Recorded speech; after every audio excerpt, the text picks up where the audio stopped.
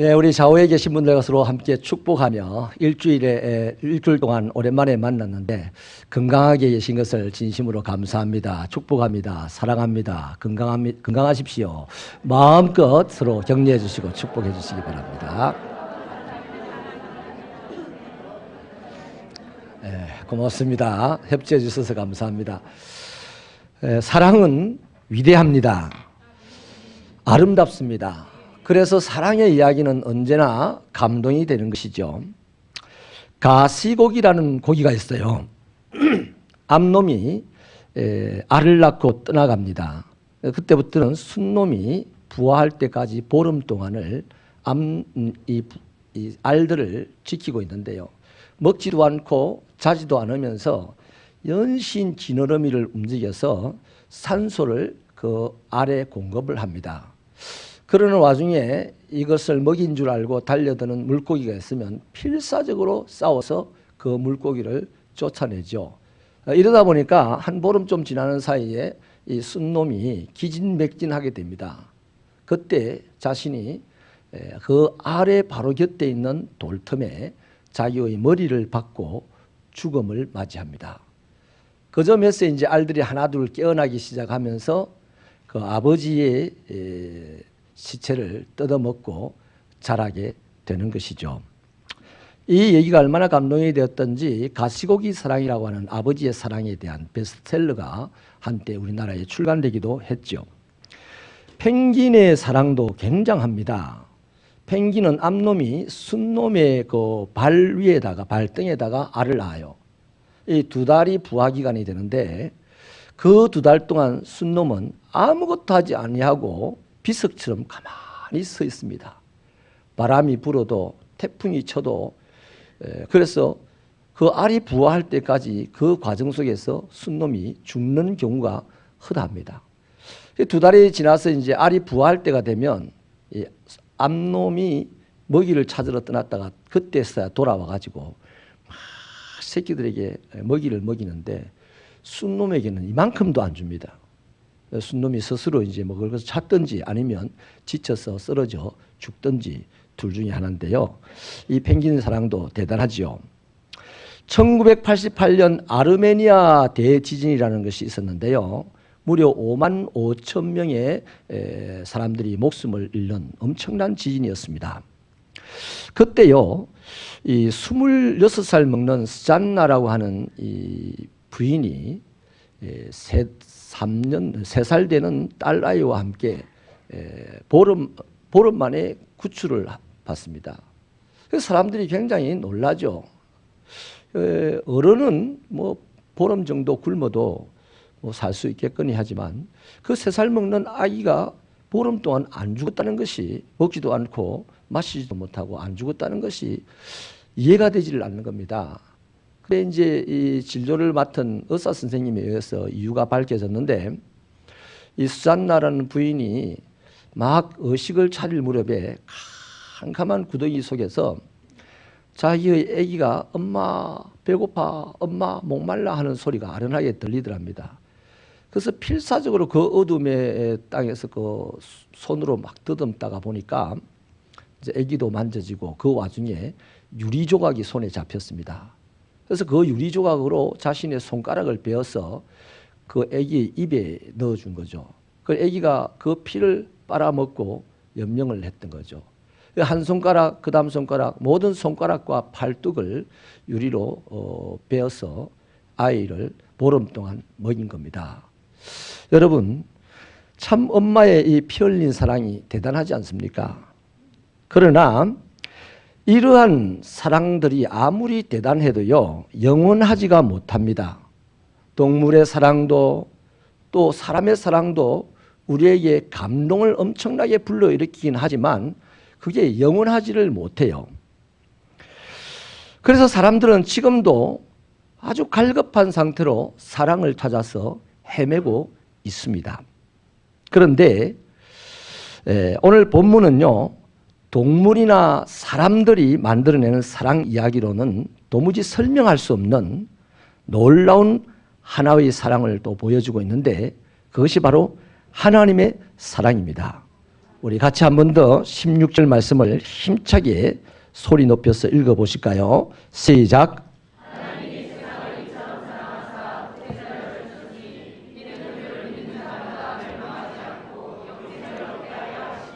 아멘. 여기 본문에 이처럼 사랑했다 하는 말씀이 있습니다. 이처럼이라는 것은요, 14절을 근거로 하고 있어요. 그 14절 말씀은 모세가 광야에서 뱀을 든 것 같이 인자도 들려야 하리니 라는 말씀입니다. 그러니까 하나님은 모세가 광야에서 뱀을 든 것 같은 방법으로 세상을 사랑하였다는 것이죠. 곧 주님의 십자가에 달려 죽으심을 말하는 것입니다. 그러니까 이처럼이라는 단어는 세상을 향한 하나님의 사랑의 방법을 14절을 근거로 보여준 것이에요. 그런데요, 16절 말씀 자체 안에서 이처럼은 뭘 가르치느냐 하면요, 독생자를 주셨다는 내용입니다.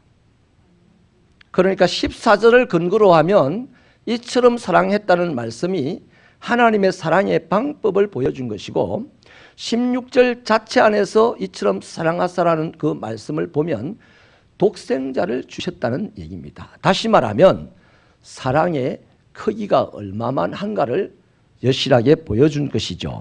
저는 오늘요, 십자가로 말미암는 하나님의 사랑의 방법에 대해서는 시간이 너무 많이 가니까 오늘 말씀을 나누는 것을 접고, 하나님의 사랑의 크기가 얼마만 한가를 살펴보고, 오늘 이것을 우리가 깨닫고 살아간다면 세상을 두려워하지 않을 것이고 하나님을 사랑하면서 보람있게 살아가게 될 줄로 믿습니다.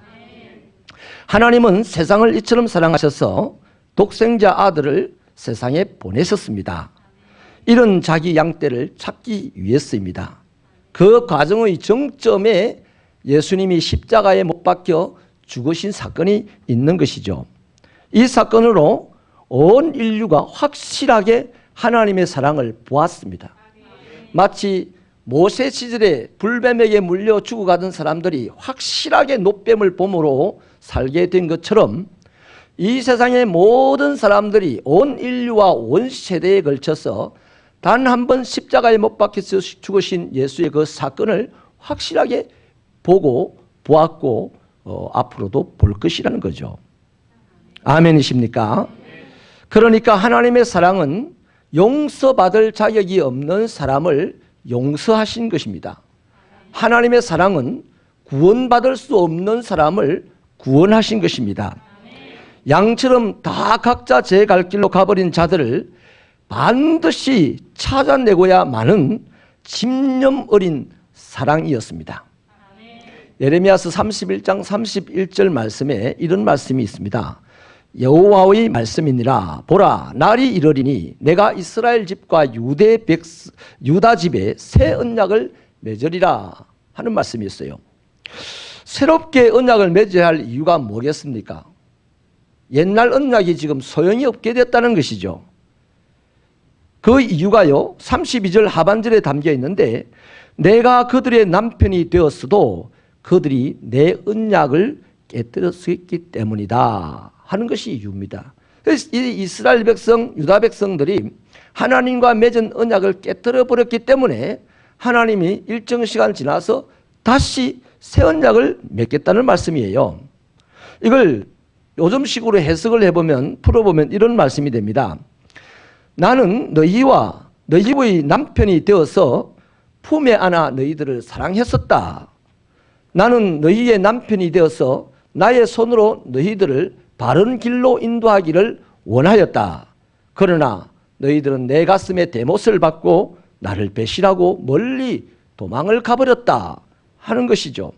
여러분, 이런 이야기라면 상식적으로 이 말 다음에 이어져야 될 말이 어떤 것이겠습니까?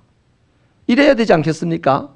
너희가 나를 싫어버리고 떠나버렸으니 이제 나도 너희를 포기하겠다. 너희가 어떻게 되든지 내가 이제 상관하지 않겠다. 이렇게 말씀을 하셔야 이해 가능한 거 아니겠어요? 그런데 하나님께서는 이렇게 말씀을 하십니다. 곧 내가 나의 법을 그들의 속에 두며 그들의 마음에 기록하여 나는 그들의 하나님이 되고 그들은 내 백성이 될 것이다 라고 말합니다. 그러니까 새 언약이 이렇다는 거예요. 너희가 나를 싫어버려 떠나버렸지만 나는 너희들을 포기하지 않고 다시 반드시 찾아내어서 새 언약을 맺을 것인데 나의 법을 너희 안에 두어서 너희가 나의 백성이 되게 하겠다 하는 것이 새 언약이죠. 바로 그 사랑을 오늘 본문에서 우리에게 말씀하고 있는 것입니다. 여러분, 하나님은 우리의 편을 들어주시는 분입니다. 우리는 다 양과 같아서 각기 제 갈 길을 가버렸는데 주님은, 하나님은 독생자 예수 그리스도를 우리의 목자가 되게 하셔서 우리에게 보내주셨습니다. 하나님은 나를 버릴 수가 없어서 하나님은 하나님 나라에서 당신의 아들을 버려 이 땅에 보내셨다는 거예요. 하나님은 나를 십자가에 매달 수 없어서 당신의 아들을 십자가에 매달았다는 것입니다. 하나님은 나를 저주할 수 없어서 당신의 아들이 저주받고 부러지지도 모르는 채 하셨다는 것입니다.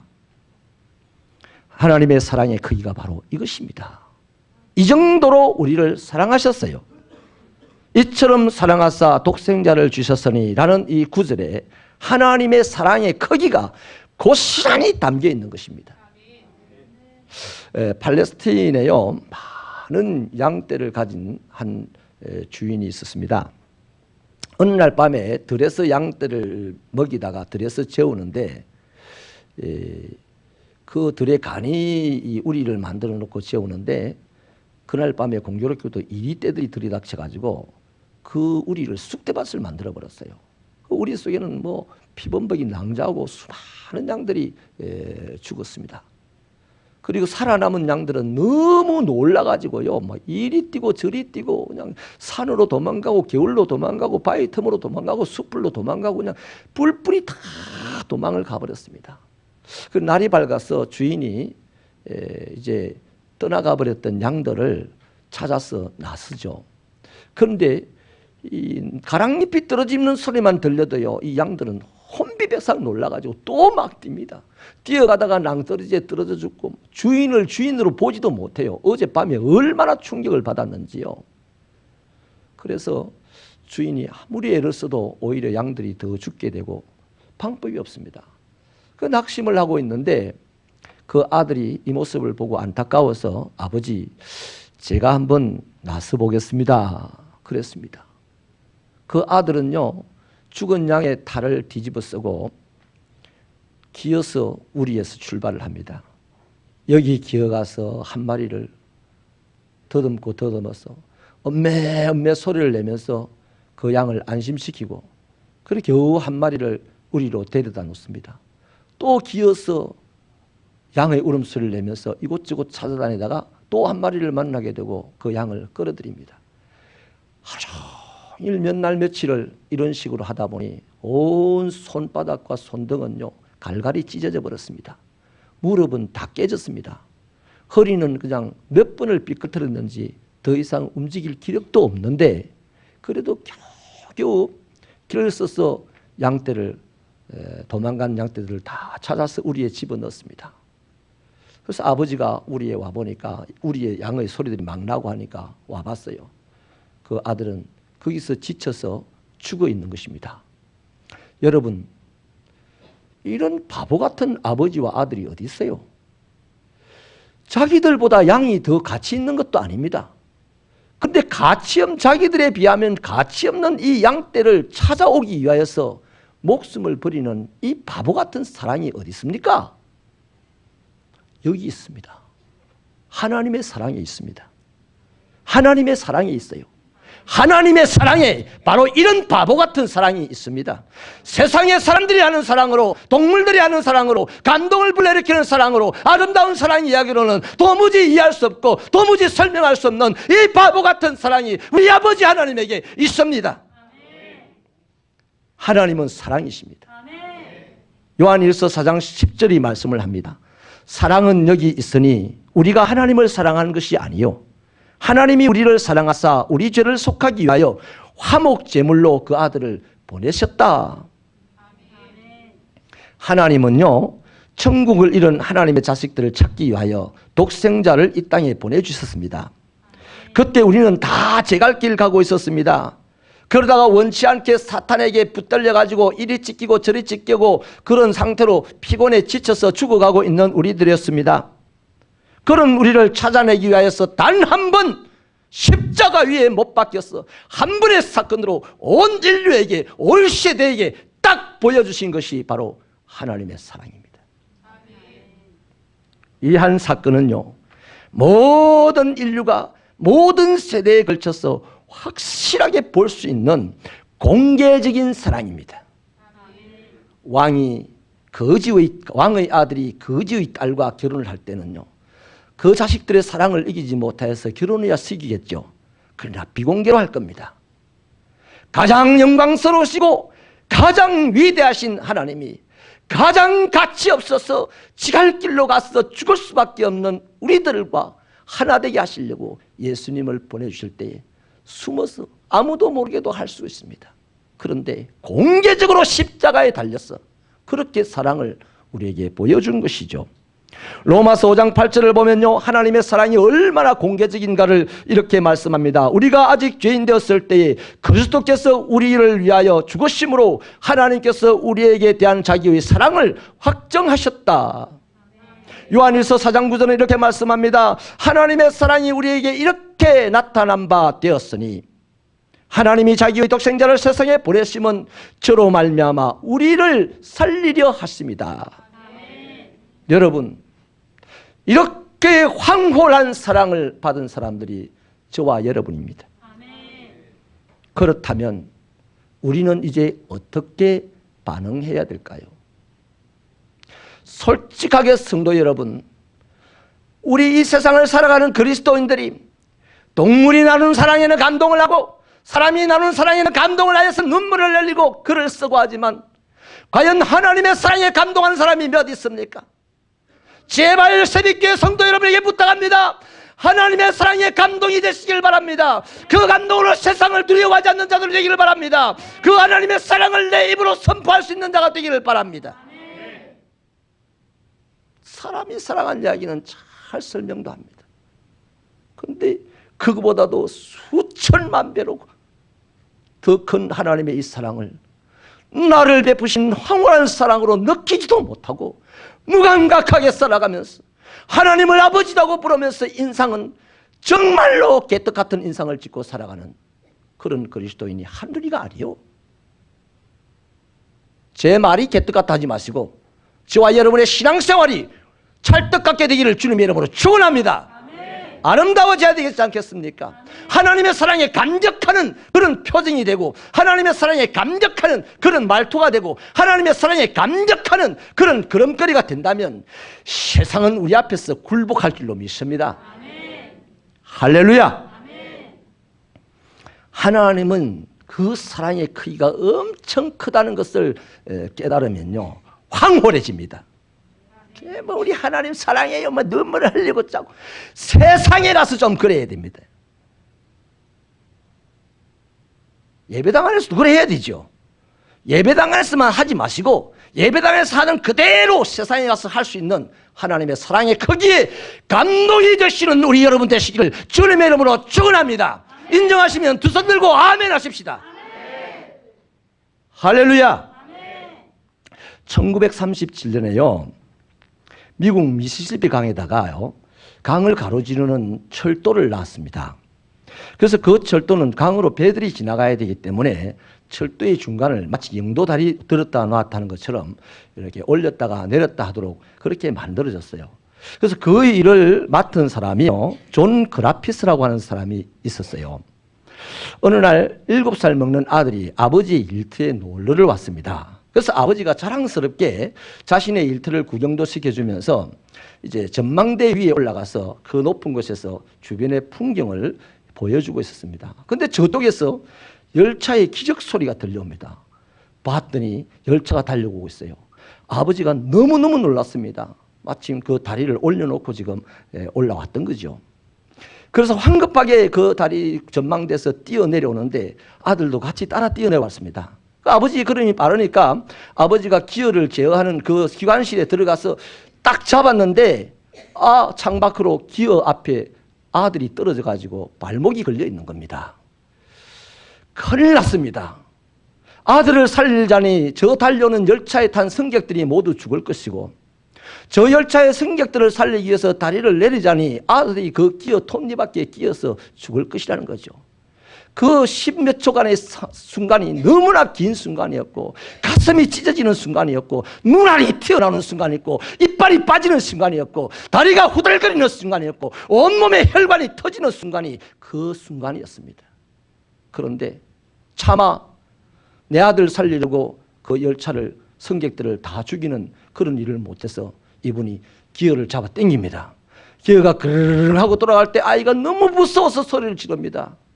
그럼에도 꼭 참고 당겼어요. 그 아이가 몸 전체가 톱니바퀴 속에 기어 바퀴 속에 끼어 들어가 가지고 마디마디 부러지고 끊어지고 찢어지면서 죽었어요. 아버지는 울부짖은 그 붉게 충혈된 눈으로 지나가는 열차를 바라봅니다. 그 창 속에 비친 모습이 어떤 아주머니가 거울을 내어서 얼굴을 단장하고 있고 아저씨 한 사람은 신문을 들고 읽고 있고 그 옆에서 두 꼬마 아이, 자기 아들 또래쯤 되는 꼬마 아이 둘은 아이스크림을 먹으면서 낄낄대고 있는 모습을 보게 되었습니다. 그런 그들에게 이 그라피스는 소리를 칩니다. 당신들을 살리려고 내 아들을 죽였어! 알아듣겠습니까? 또 소리를 지릅니다. 당신들을 살리려고 내 아들을 죽였다고! 제기랄! 그래도 열차의 손님들은 아무도 모르고 그냥 유유히 지나가 버렸습니다.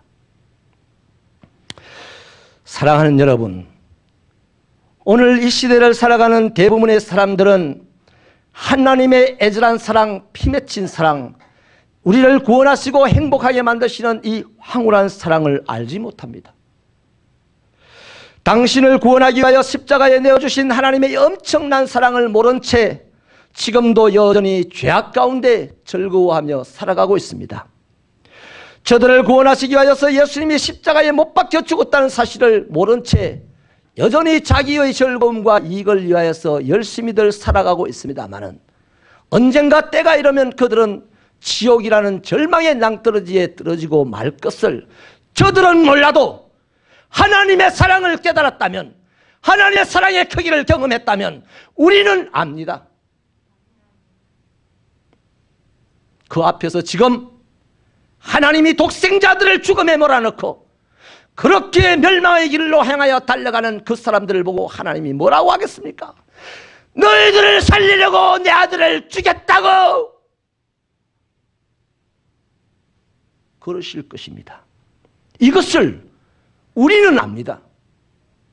우리는 그 하나님의 사랑에 감동받았고 그 하나님의 사랑의 크기를 알았기 때문에 우리는 이것을 압니다. 그렇다면 우리 또한 주님처럼 우리는 어쨌든 세상에 좀 더 가까이 가 있는 사람입니다. 우리가 어떻게 해야 되겠습니까? 이 하나님의 황홀한 사랑을 알려야 되지 않겠습니까? 알려도 못 알아듣는다고요? 창이 가로막혀서 못 알아듣는다고요? 핑계하고 변명하고 조건을 대는 것은요, 내가 그만큼 하나님의 황홀한 사랑을 경험하지 못했다는 증거입니다. 부디 부탁하건대 교회 안에서 하나님의 사랑을 경험하지 못한 사람은 경험할 수 있는 은혜가 있기를 바랍니다.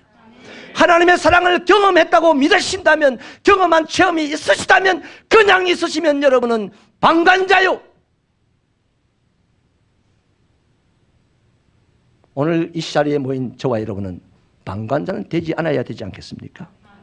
어떤 모양으로도 소리쳐서 안 되면 두들겨서라도 해야 되고, 오만 가지 방법을 강구해서 기도로 알리고 찬송으로 알리고 나가서 말씀을 전하면서 알리고 사랑을 베푸면서 알리고 오만 가지 방법을 알려야 되지.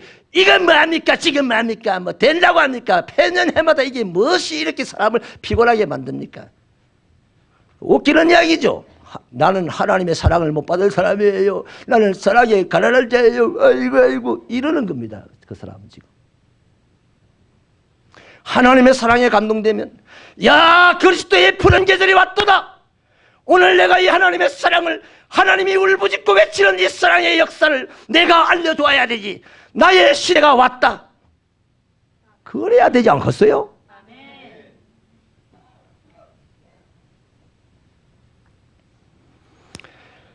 우리 말고 없습니다. 우리가 해야 될 일입니다. 누구한테 맡기겠습니까? 성령님이 하시지 않습니까? 그래, 성령님은 하나님 나라에 가고 우리는 어디를 가랍니까 그러면?